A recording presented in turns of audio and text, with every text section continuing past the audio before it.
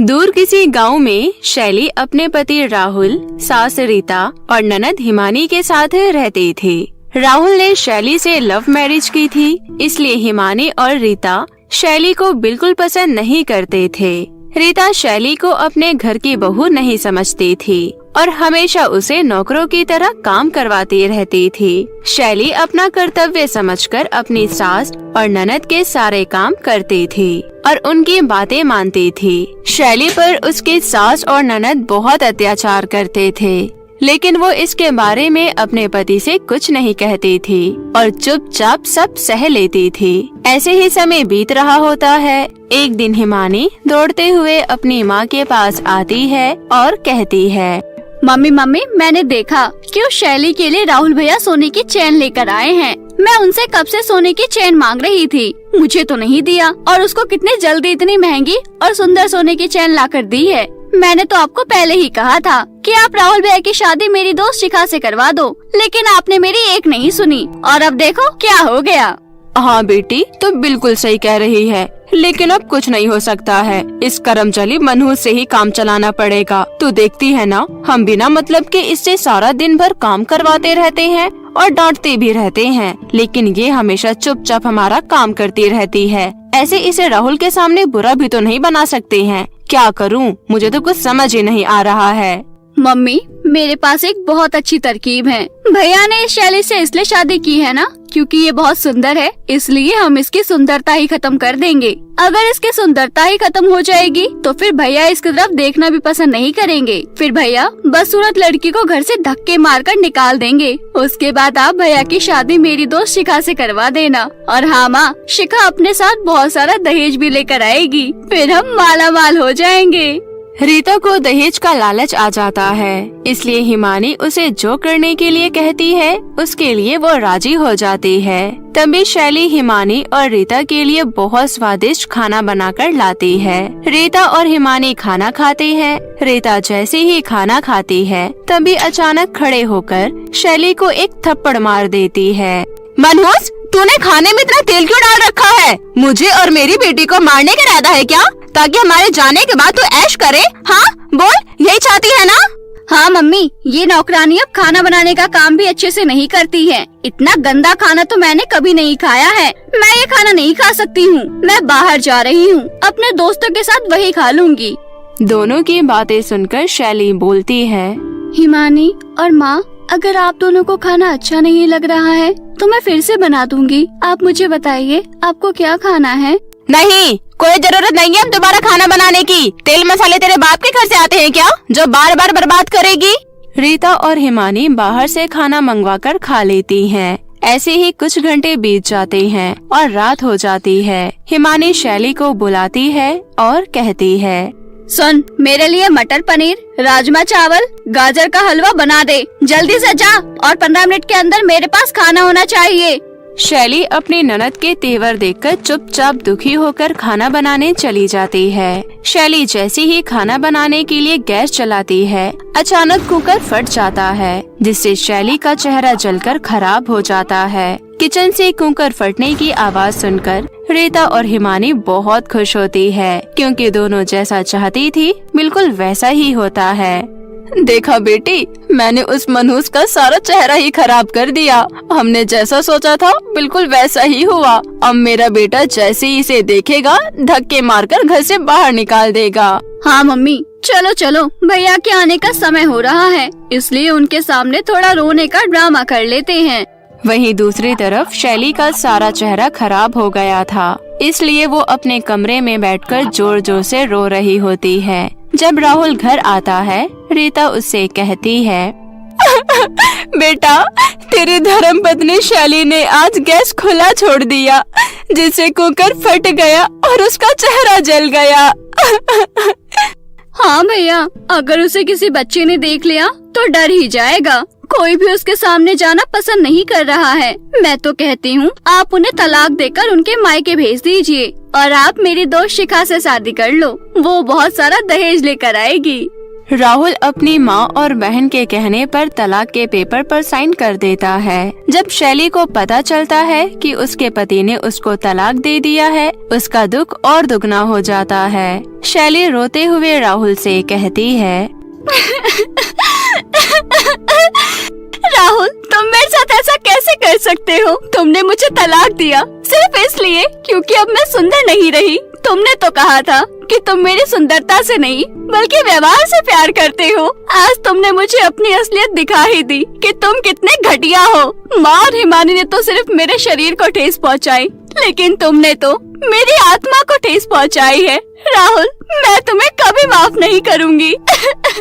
इतना कहकर शैली रोते हुए वहाँ से चली जाती है। शैली रोते हुए एक झरने के पास जाकर बैठ जाती है। अब मैं इस जले हुए चेहरे को लेकर कहाँ जाऊँ? अगर मैं मम्मी पापा के पास जाऊंगी तो उनके दिल को कितनी ठेस पहुँचेगी। अगर मेरे मम्मी पापा को पता चला कि मेरे बदसूरत होने की वजह से राहुल ने मुझे तलाक दे दिया तो वो ये सदमा सह नहीं पाएंगे। अब मेरे पास कुछ नहीं बचा है, सब खत्म हो गया। अब मेरे जीने का कोई मकसद नहीं है। मैं जीकर क्या करूँगी? इसलिए अच्छा है कि मैं मर ही जाऊँ।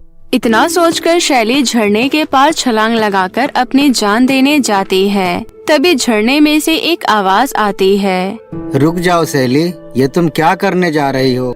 आवाज सुनकर शैली हैरान रह जाती है और बोलती है, अरे यहाँ तो कोई नहीं है, फिर ये आवाज कहाँ से आ रही है? मुझे लग रहा है कि ये आवाज झरने में से आ रही है, लेकिन झरना बोल कैसे सकता है? हाँ, तुमने बिल्कुल सही सोचा, ये आवाज झरने में से ही आ रही है। लेकिन पहले तुम मुझे ये बताओ, तुम अपनी जान देने क्यों जा रही थी? अब तुम ही बताओ झरना, मैं क्या करूं? मेरे पास और कोई दूसरा चारा भी नहीं है। नहीं, आत्महत्या करना सबसे बड़ा पाप होता है। तुम ऐसे अपनी जिंदगी से जंग नहीं हार सकती। लेकिन तुम ही बताओ झरना, मैं क्या करूं? शैली की बात सुनकर झरना वहाँ एक जादुई केक प्रकट कर देता है और बोलता है, ये जादुई केक तुम्हारी सारी इच्छा पूरी करेगा। इससे तुम जो चाहो मांग सकती हो। शैली झरने को धन्यवाद करती है और केक को लेकर एक खुले मैदान में आ जाती है। शैली केक से कहती है, केक मुझे पहले जैसा ही बना दो।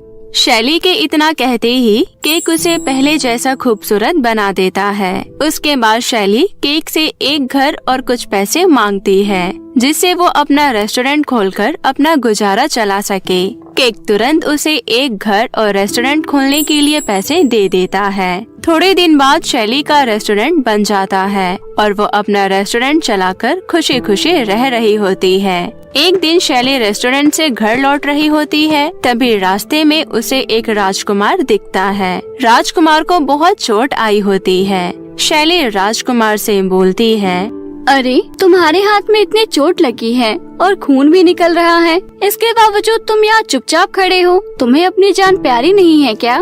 अरे नहीं नहीं, मैं जंगल में शिकार करने गया था, तभी मेरा पैर फिसल गया और मुझे चोट लग गई। शैली राजकुमार के चोट पर दवाई लगा देती है। उसके बाद राजकुमार कहता है, मैं आज से पहले कभी भी तुम्हारी जितनी खूबसूरत लड़की नहीं देखी है। क्या तुम मुझसे शादी करोगी? राजकुमार के इतना कहते ही शैली तुरंत शादी के लिए हाँ कर देती है और कुछ दिनों बाद दोनों की शादी धूमधाम से हो जाती है। ऐसे ही सब कुछ अच्छा चल रहा होता है। एक दिन राजकुमार और शैली मंदिर से आ रहे होते हैं, तभी शैली को रीता और हिमानी मंदिर की सीढ़ियों पर भीख मांगते हुए नजर आते हैं। शैली उनके पास जाती है और कहती है, अरे आप दोनों की ये कैसी हालत हो गई? ये सब कैसे हुआ? शैली बेटी, मैंने राहुल की जिस लड़की से दूसरी शादी करवाई थी, उसने मेरे बेटे को जाल में फंसा लिया है। उसकी बात मानकर मेरे बेटे ने मुझे और मेरी बेटी को घर से निकाल दिया है। अरे ये तो बहुत बुरा हुआ, ये सब नहीं होना चाहिए था। बेटी, ये सब हमारे साथ इसलिए हुआ क्योंकि हमने तुम्हारे साथ बहुत गलत किया था। उन्हीं बुरे कर्मों के बुरे नतीजे हमें मिल रहे हैं। हमें माफ कर दो बेटी। हाँ भाभी, हमें माफ कर दो, हमने आपके साथ बहुत बुरा किया है। शैली दोनों माँ बेटी को पुरानी गलतियों के लिए माफ कर देती है और अपने पति के साथ वहाँ से चली जाती है। और यहाँ हिमानी और रीता भीख मांगकर जैसे तैसे अपना गुजारा चला रही होती है। अब शैली की जिंदगी में सब कुछ ठीक हो जाता है और वो खुशी खुशी राजकुमार के साथ रहने लगती है।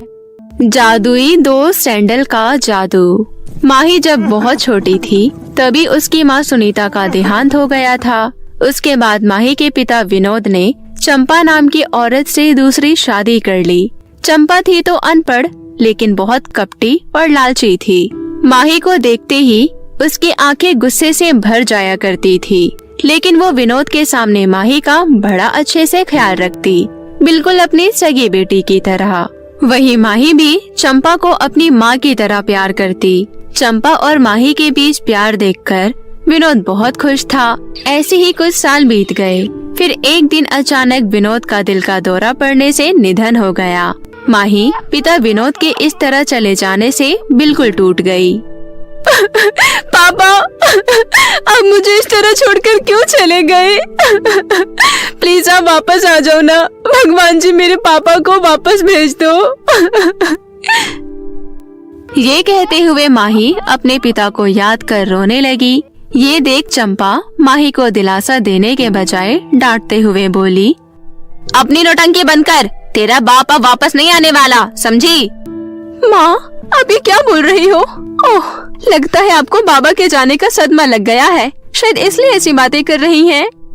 मैं बिल्कुल ठीक बोल रही हूँ, मुझे कोई सदमा नहीं लगा। इतने सालों तक तेरे बाप ने मुझे दिया ही क्या था?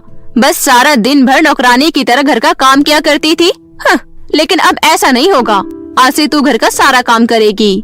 माँ, इसका मतलब इतने सालों से आप अच्छी माँ बनने का ढोंग कर रही थी?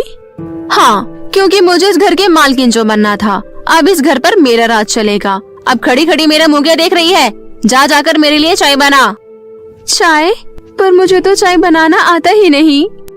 रसोई में कदम रखते ही तो सब सीख जाएगी। जा, अब मेरा दिमाग मत खराब कर। वैसे ही सर में बहुत तेज दर्द हो रहा है, जाकर मेरे लिए चाय बना कर ला, नहीं तो मुझसे बुरा कोई नहीं होगा। चंपा का ये रूप देखकर डरते हुए माही रसोई में चली गई और चाय बनाते वक्त गलती से चीनी की जगह चाय में नमक डाल दिया। तभी हॉल में बैठी चंदा बोली, कितनी देर लगाती चाय बनाने में? अरे कहाँ मर गई? चाय अभी तक बनी नहीं क्या? इतने में माही चाय लेकर बाहर आई और बोली, ये लो माँ चाय। कमबख्त, पूरा आधा घंटा लगा दिया चाय बनाने में। यहाँ दर्द के मारे मेरा सर फटा जा रहा है। ये कहते हुए चंदा ने जैसे ही चाय की चुस्की ली, फिर तुरंत ही गरम चाय का कप माही के ऊपर फेंकते हुए बोली, अरे नाशपीटी, ये तूने कैसे चाय बनाई है? सारा मुंह का स्वाद बिगाड़ दिया। जा यहाँ से और मेरे लिए शरबत बना कर ला, और अगर इस बार गलती की तो तुझे आज खाना नहीं मिलेगा, समझी? रोते हुए माही रसोई में चली गई और अपने माता पिता को याद कर रोने लगी। इस तरह आए दिन चंदा माही पर बहुत जुल्म करती, घर का सारा काम करवाती। बदले में माही की सौतेली माँ उसे बासी खाना खाने को देती। एक दिन की बात है, माही हॉल की सफाई कर रही थी, तभी उसकी सौतेली माँ चंदा वहाँ आई और बोली, सुन कल मोही, ये सब काम छोड़ और जंगल के उस पार जा। वहाँ एक बगीचा है जिसमें एक सेब का पेड़ लगा हुआ है। मैंने सुना है उस पेड़ के सेब खाने से कभी बुढ़ापा नहीं आता। पर मैंने सुना है वो बगीचा तो एक जादूगरनी का है, मैं वहाँ नहीं जाऊंगी। अरे ऐसे कैसे नहीं जाएगी? तुझे वहाँ जाना पड़ेगा और मेरे लिए सेब चुरा कर लाना ही होगा। अगर तू मेरे लिए सेब लेकर नहीं आई तो मैं तुझे इस घर में रहने नहीं दूंगी, समझी? बेचारी माही करती भी क्या और सेब लाने के लिए जंगल की ओर निकल पड़ी। माही के पास एक जोड़ी चप्पल भी नहीं थे, वो नंगे पैर ही चली जा रही थी। तभी अचानक रास्ते में उसके पैरों में कांटा चुभ गया। लगता है मेरे पैरों में कांटा चुभ गया। बहुत दर्द हो रहा है। अभी तो मैंने जंगल भी पार नहीं किया। अगर मैं सेब लेकर घर नहीं गई तो माँ मुझे बहुत मारेगी और घर से बाहर निकाल देगी। मुझे जैसे तैसे जंगल पार करना ही होगा। इतना कहकर माही दर्द सहते हुए आगे बढ़ती गई। काफी देर चलने के बाद वो उस बगीचे में पहुंच गई जहाँ पर सेब के पेड़ लगे हुए थे। ये देख माही बोली, आखिर मैं पहुंच ही गई। जादूगरनी के आने से पहले मैं फटाफट से एक सेब तोड़ लेती हूँ। ये कहते हुए माही सेब तोड़ने लगी। तभी अचानक जादूगरनी ने माही को सेब तोड़ते हुए देख लिया। फिर वो गुस्से से आग बबूला होते हुए बोली, रुक जा दुष्ट लड़की, तेरी हिम्मत कैसे हुई मेरे बगीचे से सेब तोड़ने की? रुक, तुझे मैं अभी सबक सिखाती हूँ। ये कहते हुए जादूगरनी ने अपनी जादुई छड़ी घुमाई और माही को एक पिंजरे में कैद कर दिया। अपने आप को पिंजरे में कैद देख माही रोते हुए बोली, मुझे छोड़ दो, मुझे माफ कर दो जादूगरनी जी। एक तो गलती करती है और ऊपर से कहती है छोड़ दूं। कौन है तू और तू यहाँ तक कैसे पहुँची? सच सच बता, नहीं तो मैं तुझे अपने जादू से कौवा बना दूंगी। नहीं नहीं जादूगरनी जी, प्लीज ऐसा मत करना। दरअसल मेरा नाम माही है। मैं यहाँ से दूर एक गांव में रहती हूँ। मेरी सौतेली माँ ने जबरदस्ती मुझे यहाँ सेब चुराने के लिए भेजा था। अगर मैं उनकी बात नहीं मानती तो वो मार मार कर मुझे घर से बाहर निकाल देती। मैं सच कह रही हूँ, मेरा विश्वास करो। इतना कहकर माही रोते हुए जादूगरनी को अपनी आप बीती सुनाने लगी। माही की इतनी बुरी हालत देख जादूगरनी को उस पर तरस आ गया और फिर जादूगरनी ने माही को पिंजरे से आजाद कर दिया। उसके बाद जादूगरनी बोली, रोना बंद करो माही, मैं तुम्हारी सारी आप बीती समझ गई। आज के बाद तुम्हारी सौतेली माँ तुम्हें कभी परेशान नहीं कर पाएगी। इतना कहकर जादूगरनी माही को चमचमाती हुई सैंडल देते हुए बोली, माही, ये मेरी जादुई सैंडल है। इन्हें पैरों में पहनते ही तुम्हारे पैरों में चुभा कांटा भी अपने आप निकल जाएगा। इनका इस्तेमाल करके तुम अपनी जालिम सौतेली माँ को सबक सिखा सकती हो। साथ ही इन सैंडल की शक्ति से तुम अपनी मनपसंद चीज हासिल कर सकती हो। अब तुम्हें जीवन में किसी चीज की कोई कमी नहीं होगी। हा हा हा हा। मुझे ये जादुई सैंडल देने के लिए आपका बहुत बहुत धन्यवाद जादूगरनी जी। इतना कहकर माही ने खुशी खुशी जादुई सैंडल अपने पैरों में पहना और घर लौट आई। माही को आता देख चंपा बोली, अरे ये क्या? मैंने तो तुझे सेब लाने को कहा था और तू खाली हाथ ही लौट आई।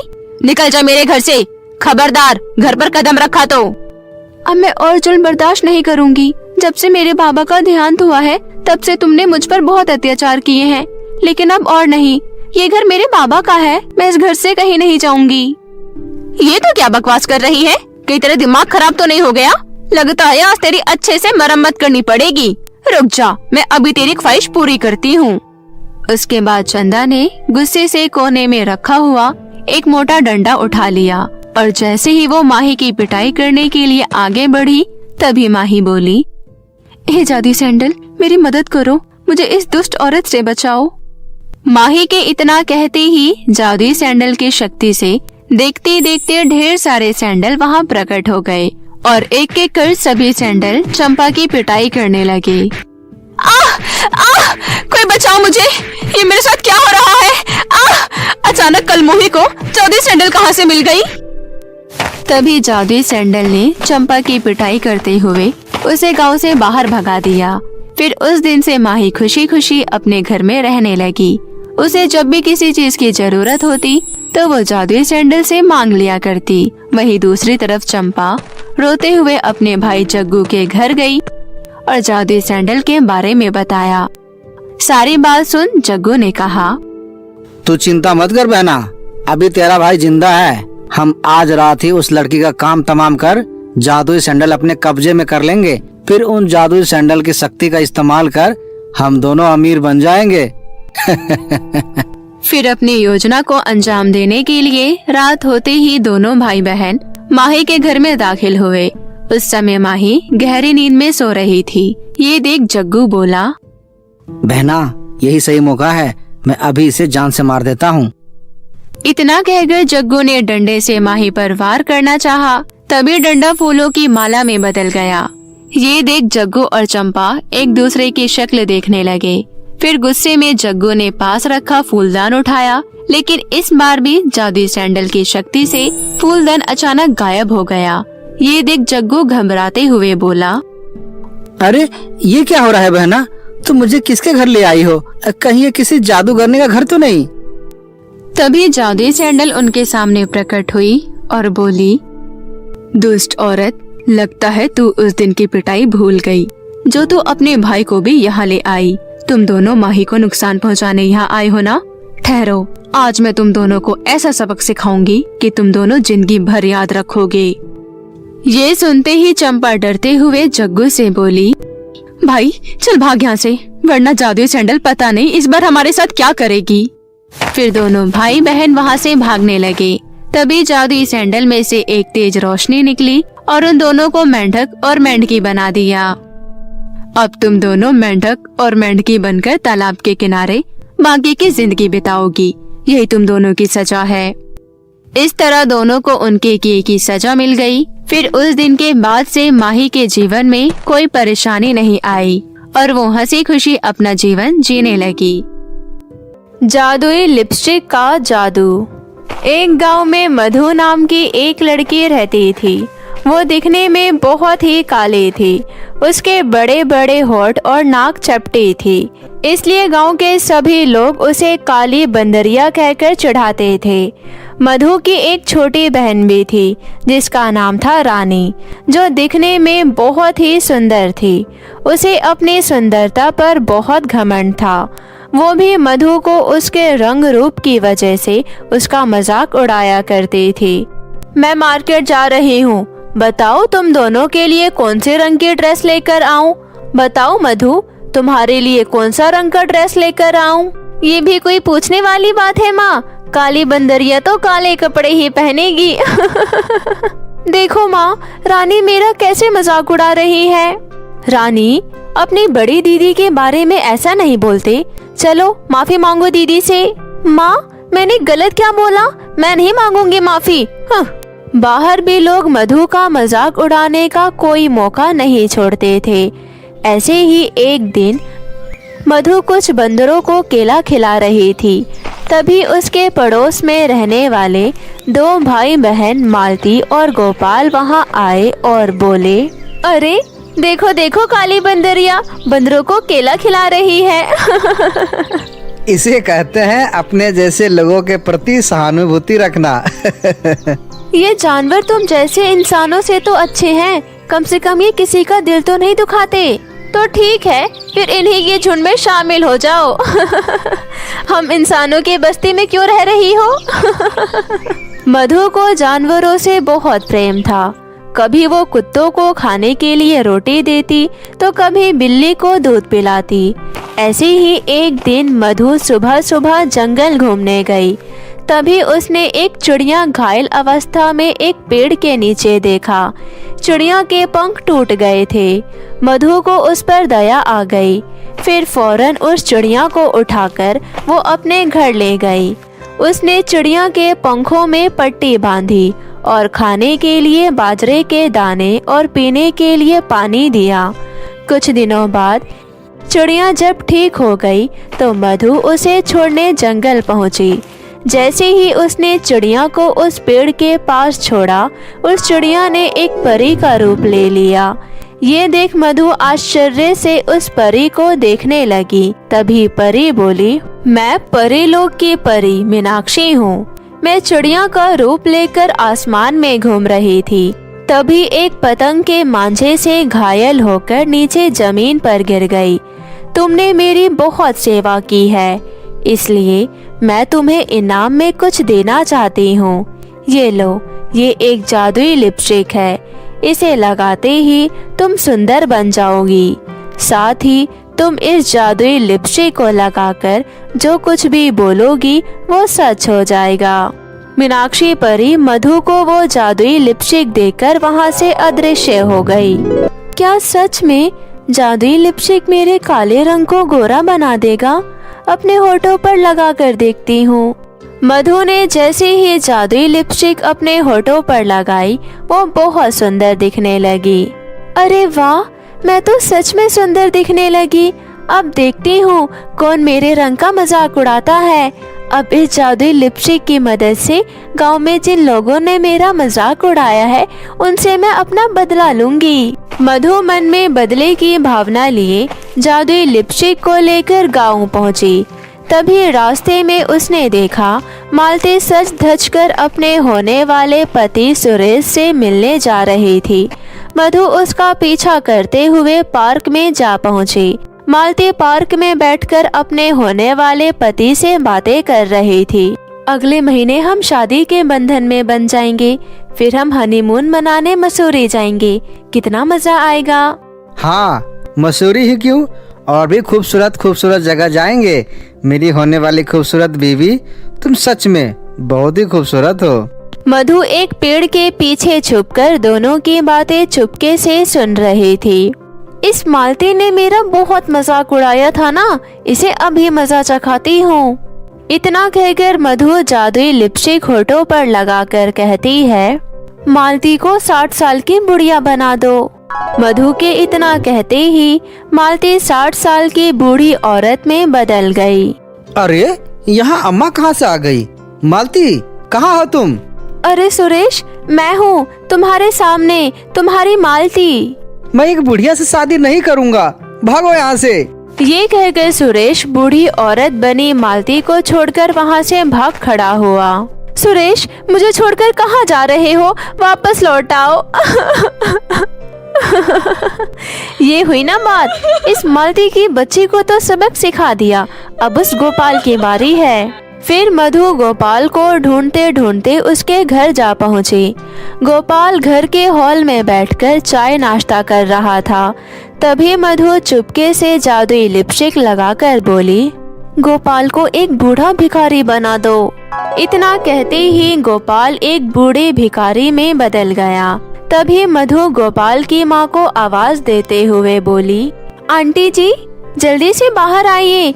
देखिए, आपके घर में भिखारी घुस आया है और बैठकर चाय नाश्ता कर रहा है। इतने में गोपाल की माँ कमरे से बाहर आई। अरे, भिखारी घर में कैसे घुस आया? चल जा यहाँ से। ऐसा कहते हुए उन्होंने गोपाल को धक्के मारकर घर से बाहर निकाल दिया। ये देख मधु मन ही मन बहुत खुश हुई। गोपाल को तो सबक सिखा दिया, अब मेरी प्यारी बहन रानी की बारी है। मधु जब घर पहुंची, रानी कमरे में बैठकर अपने बाल संवार रही थी। अरे, आ गई तू? कहाँ थी काली बंदरिया? ये कहते हुए रानी ने जैसे ही मधु को देखा, वो हैरान रह गई। अरे, तू गोरी कैसे बन गई? बता मुझे। अभी बताती हूँ तुझे, रुको जरा। फिर मधु झट से जादुई लिपस्टिक होठों पर लगाकर बोली, जादुई लिपस्टिक, इसे काली और बदसूरत बना दो। इससे पहले कि रानी कुछ समझ पाती, रानी बदसूरत और काली लड़की में बदल गई। अरे, मेरे गोरे रंग को क्या हो गया? मैं इतनी काली कैसे हो गई?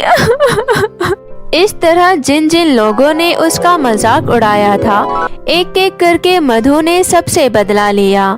गांव के सभी लोग परेशान हो गए। एक दिन मीनाक्षी परी गांव के ऊपर से गुजर रही थी। तभी उसने लोगों के रोने की आवाज सुनी। वो नीचे उतरी और गांव वालों से उनके रोने का कारण पूछा। आप सब लोग रो क्यों रहे हैं? क्या कोई परेशानी है? मधु पता नहीं कहां से जादू टोना सीखकर आई है। उसने मेरे बेटे को एक बूढ़ा भिखारी बना दिया और मेरी बेटी मालती को एक बुढ़िया। अब उसकी शादी कैसे होगी? ये सुनकर परी बहुत क्रोधित हो गई और वो तुरंत मधु के पास गई और बोली, मैंने तुम्हें अपने जादुई लिपस्टिक लोगों को परेशान करने के लिए नहीं दिया था। मैं जानती हूँ परी जी, लेकिन गांव वालों ने मेरा बहुत मजाक उड़ाया था, इसलिए मैंने उनके साथ ऐसा किया ताकि भविष्य में वो कभी किसी और के साथ ऐसा ना करे जैसे उन्होंने मेरे साथ किया था। लेकिन मधु, तुम्हारा ये तरीका गलत है, उन्हें उनकी गलती का एहसास दिलाने का। मैंने जादुई लिपस्टिक तुम्हें ये सोचकर दिया था कि तुम उसका उपयोग अच्छे कामों के लिए करोगी, क्योंकि मैं तुम्हें एक अच्छी और नेक लड़की मानती थी। परी की ये बात सुन मधु को अपनी गलती का एहसास हुआ।